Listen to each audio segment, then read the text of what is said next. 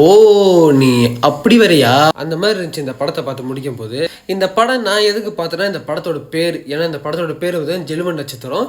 இது வந்து பழைய படத்தோட பேரு. இந்த பழைய படம்னு இருக்கு பார்த்தீங்களா? அந்த படம் வந்து இந்த ஓமேன் படத்த வந்து தமிழ்ல வந்து ரீமேக் பண்ணியிருப்பாங்க. சூப்பரா பண்ணியிருப்பாங்க. சரி, அப்ப அதனால நான் இந்த படத்த பார்த்து இதுவும் கண்டிப்பா சாத்தான கதையா தான் இருக்கும்னு சொல்லிட்டு இந்த படத்த நான் பார்த்தேன். பார்த்தப்ப ஸ்டார்ட் பண்ணும்போது சாத்தான் வந்து சண்டை போட்டாரு, பூமிக்கு வந்தாரு. அப்புறம் வந்து அவரோட குழந்தை பூமியில பொறக்க போகுது. அந்த குழந்தை தானே அது மெயின் இந்த படத்தோட கதை. இப்ப இந்த கதை தொடக்கத்திலேயே பார்த்துக்கிட்டீங்கன்னா, ஹீரோ தூங்கிட்டு இருக்காரு. நம்ம ஹீரோயினை காட்டுறாங்க. உட்காந்து என்னமோ எழுதிக்கிட்டு இருக்காங்க. திடீர்னு பார்த்தா ஒரு சின்ன பிள்ளை, ஒரு பெரிய பொம்பளை. 2 பேரும் அம்மா பிள்ளை, ஒரு பேய். அந்த பேய் பார்த்துக்கிட்டிங்கன்னா, நம்ம ஹீரோயினை அப்படியே கையை பிடிச்சி அப்படியே கூட்டிக்கிட்டு போய் மேல இருந்து அப்படியே கீழே அப்படியே குதிக்கிறாங்க. திடீர்னு பார்த்தா நம்ம ஹீரோயினோட கனவு பதறி போய் எழுந்திருக்கிறாங்க. நம்ம ஹீரோ எழுந்திரிச்சு என்னாச்சுன்னு கேட்கறது, இல்லை கனவு பார்த்தா இவங்களுக்கு வழக்கமாக இந்த மாதிரி கனவு வர்றது தான் போல. இப்போ நம்ம ஹீரோ ஹீரோயின் அப்புறம் அவங்களோட ஒரு 4 ஃப்ரெண்ட்ஸ், அதில் 2 ஃப்ரெண்ட்ஸ் வந்து அவங்களும் கப்பல்ஸ் தான். இவங்க எல்லாருமே வாழ்க்கையில இருந்து சாதிக்கிறதுக்காக போராடுற இருக்கிற ஒரு ஆட்கள். அதில் மெயினாக நம்ம ஹீரோ சொல்லணும்னா அவர் டைரக்டர் ஆகணும்னு ஆசை. ஆனால் அதுக்காக வந்து ப்ரொடியூசர் எதுவுமே அவர் கிடைக்கல. கிட்டத்தட்ட பணம் தேவை எல்லாத்துக்குமே. இப்படியே போயிட்டு இருக்கும்போது ஒரு அரசியல்வாதியை காட்டுறாங்க. அந்த அரசியல்வாதி கிட்ட ஒருத்தர் வேலை செய்கிறாரு. அவர் வந்து ஒரு நேர்மையான ஒரு ஆள். ஆனால் ஒரு கட்டத்துக்கு மேலே என்ன ஆயிருன்னா, அவருக்கு வந்து ஒரு 5-6 வயசு இருக்கிற ஒரு பொண்ணு இருக்குது. அந்த பொண்ணுக்கு வந்து ஹார்ட்டில் ஏதோ பிரச்சனை போல். அதனால வந்து அந்த பொண்ணு மருத்துவ செலவுக்காக காசு தேவை. ஒரு 40 ஒரு 50 லட்சம் தேவை.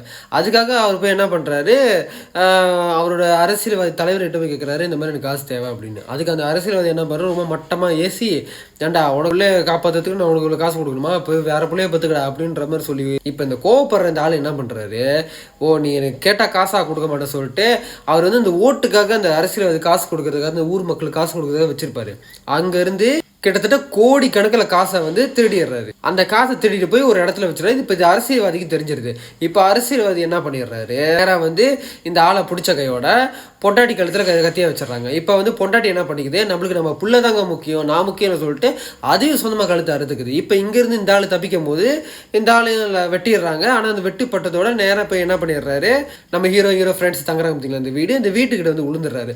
உழுவும் போது இப்போ வீட்டில் யார் இருக்கான்னு பார்த்தீங்கன்னா, நம்ம ஹீரோயின் அவங்க அந்த 2 கப்பல்ஸ் சொன்னா அந்த 2 கப்பல்ஸ் இருக்காங்க. இந்த உழுவுற ஆளு இந்த கதை எல்லாத்தையும் சொல்லிடுறாரு. இந்த மாதிரி நான் இந்த மாதிரி என்னோட ஃபேமிலி இந்த மாதிரி ஆயிடுச்சு, எப்படியாவது என் மவளை காப்பாத்துக்க, நான் சாக போறேன், அங்கே நான் கோடிக்கணக்கில் காசை எடுத்து வச்சு ஒரு இடத்துல வச்சிருக்கிறேன், அந்த காசை நீங்கள் எடுத்துக்கிட்டு 50 லட்சம் மட்டும் என் பிள்ளை மருத்துவ செலவு கொடுத்துட்டு மீதி காசில் நீங்கள் எடுத்துக்கோங்க அப்படின்றாங்க.